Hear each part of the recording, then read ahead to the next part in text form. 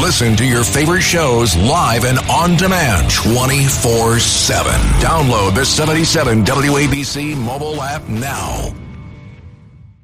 From Wall Street to the White House, this is the Larry Kudlow Show. We are going to turn to politics. Here at the top, Joe Concha, Fox News contributor. He's got a great new book, Progressively Worse, Why Today's Democrats Ain't Your Daddy's Donkeys. But they're still donkeys, right? I mean, they're still donkeys, for heaven's sakes. And Charlie Hurt, Washington Times opinion editor, Fox News contributor, and lately a co-anchor on a number of shows. Tremendous work, Charlie, by the way. Tremendous work. Thank you, Larry. Yep, you are a star. You're both stars. So, fellas, I don't want to get into the numbers. I got economists coming at the 11 o'clock hour. But I just want to talk about, so the unemployment rate is rising. We're at the front end of a recession. Probably half the country's already in a recession, middle class, lower class, working folks. But I want to talk about this wonderful thing yesterday. Kamala Harris's people put out a press release blaming Donald Trump. Now, let's get this straight. Let's set this up right. Donald Trump, who left office in mid-January, 3.5 years ago. They are blaming him for the July 2024 unemployment hike and recession that may be coming. I mean, I think that blame game begs credulity. And it's kind of like the ban on fracking and all the other things that Kamala's doing to try to tell people she's really an economic wizard, and don't blame her for all this radical San Francisco progressive nonsense that she stood for, and still does in the Biden administration. So I'll start with Joe Concha on this. You can't blame Donald Trump, who hasn't been president in 3.5 years. And, Joe, the reason I raise it is whatever bump she's getting now, euphoria over the new candidate, and there is that, I grant you, the fact remains, when people see this, I think they scratch their head and they say there's no character here, there's no truth here, and we can't trust her. But what do you think?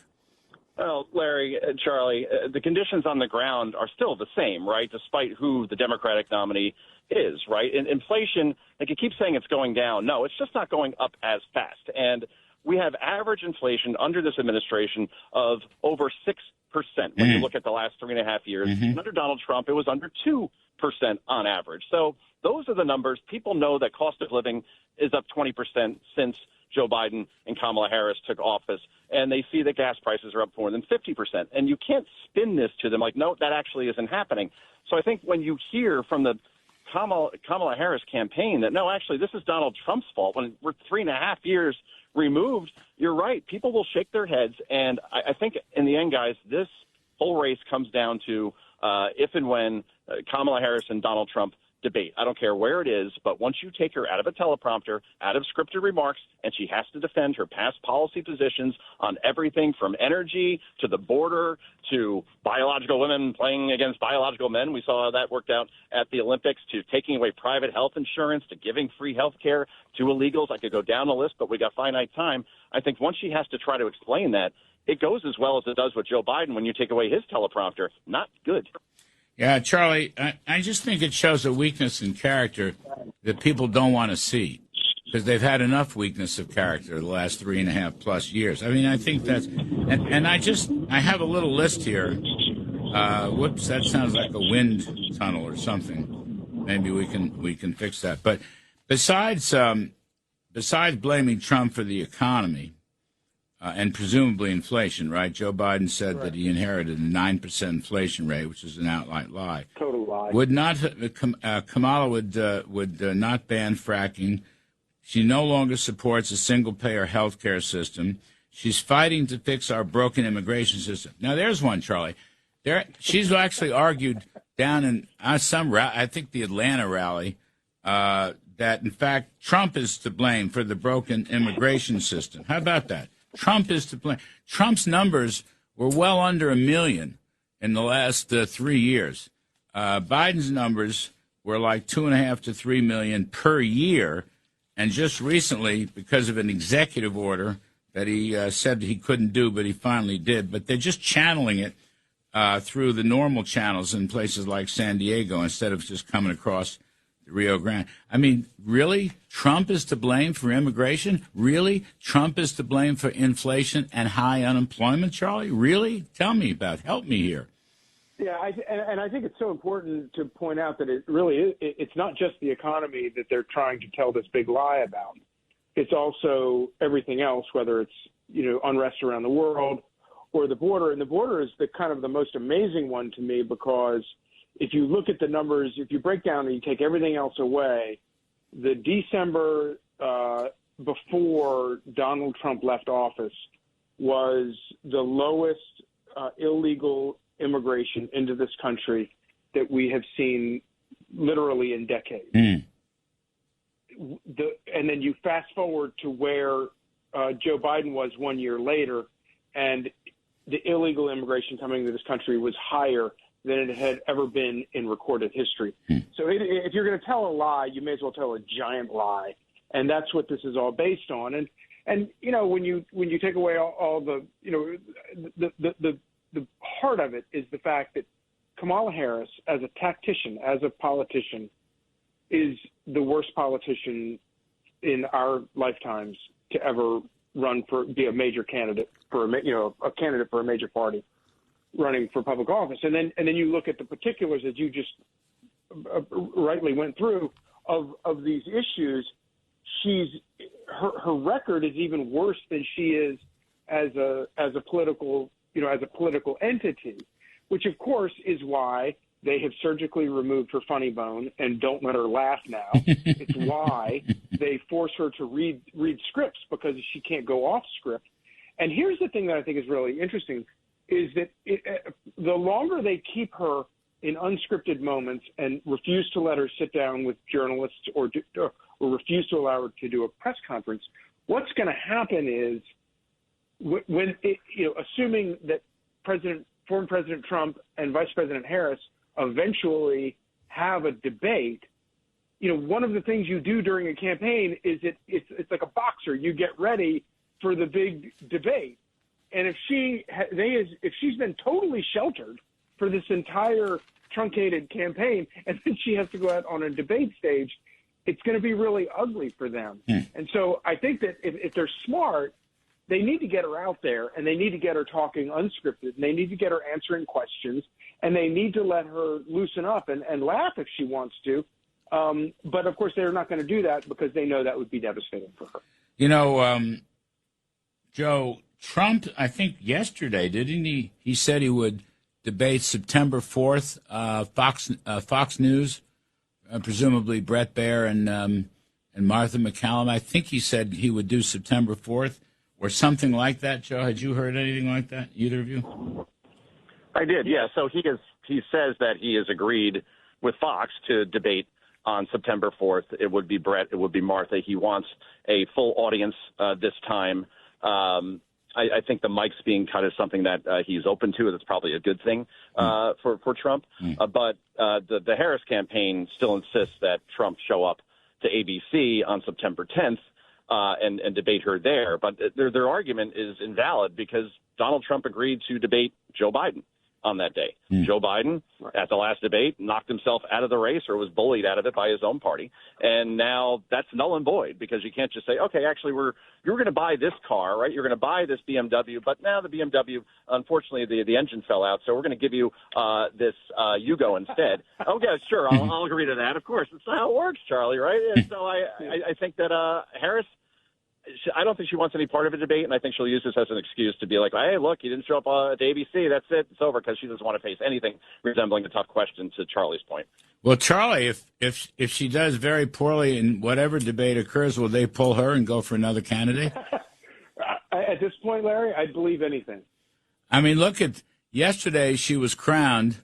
I guess it was a Zoom call. And 14 million primary voters who wanted Biden were disenfranchised by the Party of Democracy. And we played the clip. I don't know if you were on our set or not, but we played the clip, and the guy's euphoric. Well, what happened to Joe Biden?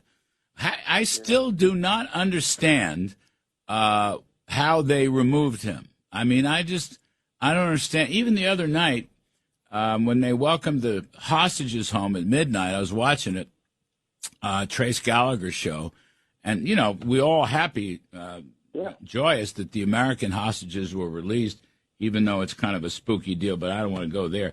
But Biden was there. He could barely walk and talk. Kamala was right there. She did most of the talking. But he's the president. She's the vice president. I've never seen anything like that. I mean, and then he wandered onto the plane, and no one knew where he was. Yeah. And I'd like to think that, you know, that Joe Biden just went on there to thank the pilots is what it's sort of in my mind, because I really want America to be in a good place. And so that was kind of what I was dreaming of as we watched that weird scene of him climbing into the empty plane and wandering around for 5 minutes as everybody's standing around wondering where the leader of the free world was. He was looking for a seat on the plane, Joe. He's walking up and down the aisle. I think maybe he thought that he was in the exchange, that we were maybe sending him to Russia. He was released. which actually is not a bad deal. I mean, he was released. It's something right out of The Godfather. You know, Al Pacino replaced him, man.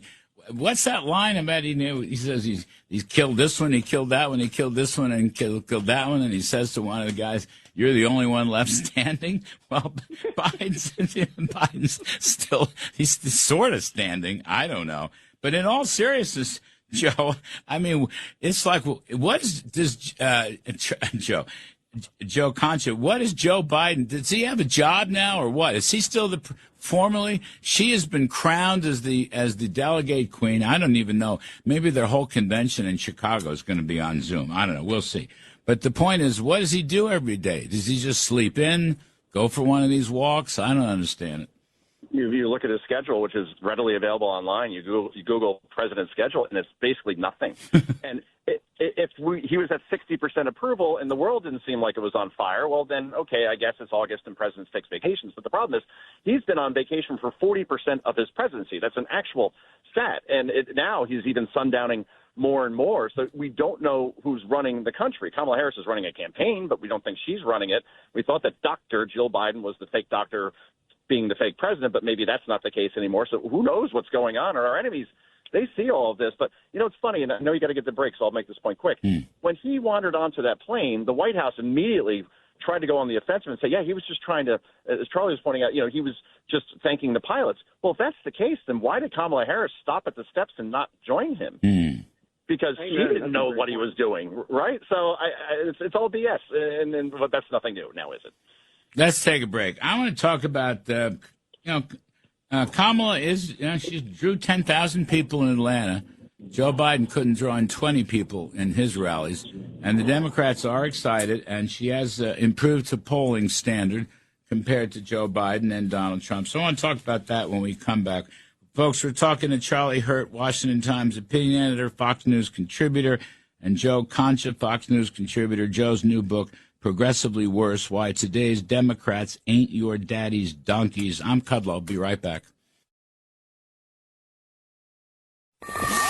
Larry Kudlow. From Wall Street to the White House, this is the Larry Kudlow Show. We are talking politics with Joe Concha, Fox News contributor, and his latest book, Progressively Worse, Why Today's Democrats Ain't Your Daddy's Donkeys. And Charlie Hurt, Washington Times opinion editor and Fox News contributor and frequent co-host.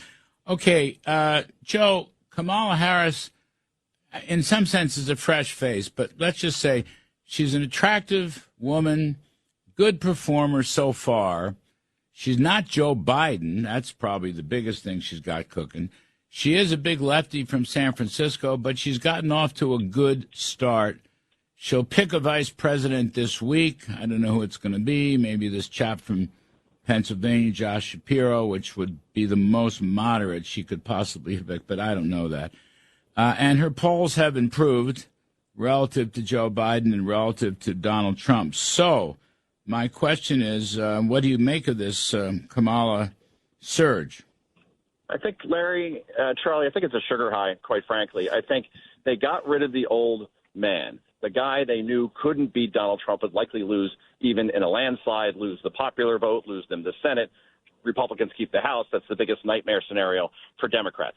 So when they got rid of Biden, I don't think it would have mattered who replaced him at the top of the ticket, because the euphoria would be, well, thank God we have a chance, because whether it's Gretchen Whitmer, whether it's Josh Shapiro, whether it's Kamala Harris, that there's going to be a bounce out of that. So she's performing well now. I just can't get over the fact that we have a Democratic nominee who in 2020 didn't get one vote from any voter, and now as the 2024 nominee, not one vote from any voter, and in 14 days has not taken even one question from the press.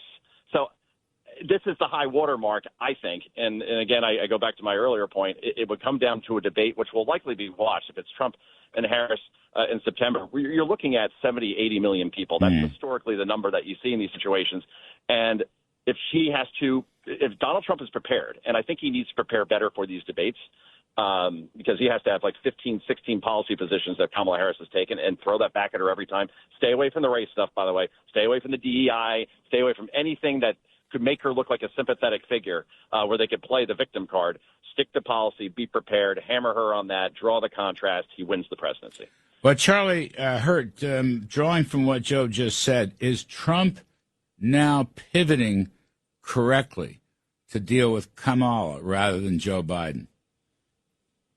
I do think so. And I think that some of, that first ad and some of the other ads we're seeing by, other Republicans laser focused on these issues and laser focused on her dangerous liberal agenda and background is the way to go. And I think it's very effective. In terms of the enthusiasm, I don't sense there's no organic enthusiasm here. There's a lot of relief, to be sure. And certainly people like Bernie Sanders, AOC and the squad, they're thrilled with Kamala Harris because, like Joe Biden, Kamala Harris has given the squad and the crazy left of the Democrat Party absolutely everything they've ever wanted. Nancy Pelosi is now kind of almost in the conservative wing of the Democrat Party today, which ought to scare people and make them realize just how far left it's lurched. But I was amused. The New York Times has a big story today from that Atlanta rally where you correctly point out 10,000 people came out to see a rap star, and then Kamala spoke after that. But how many people were there to see whatever her name is, Megan Thee Stallion versus Kamala Harris? Who knows? But Donald Trump doesn't need an opening act like a famous music star to get people to show up in the many thousands. But anyway, I was interested because the person interviewed a bunch of people who were there, and they were talking about if I can get this word right, Kamala-mentum is what they were talking about. But if you read the entire story, at no point anywhere in the story is a single thing about Kamala Harris mentioned. Right. There is no mention of a policy they like. There wasn't even any mention about her biography or her political demeanor or anything. No, she was just a vacant spot, meaning a name that wasn't Joe Biden. And that's what people were thrilled about. They were just what was your term? In him. Kamala what? Kamala-mentum is what. Is that like Kamalaflation or Kamalanomics? It could be, Joe. Kamala. How about just bad economics and high inflation and rising unemployment? Anyway, we'll have to leave it there, gentlemen. Thank you. Joe Concha's book, Progressively Worse: Why Today's Democrats Ain't Your Daddy's Donkeys. Charlie Hurt, thank you ever so much. Folks, we're going to look at the sinking economy in the next segment with John Carney.